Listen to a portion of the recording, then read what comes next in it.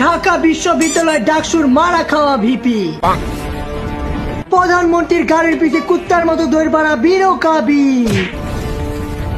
আমাদের চোদনাবি।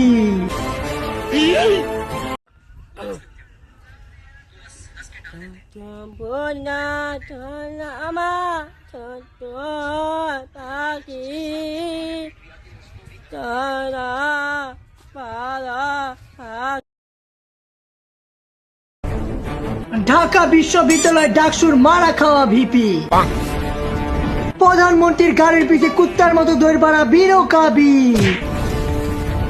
আমাদের চোদনাবি।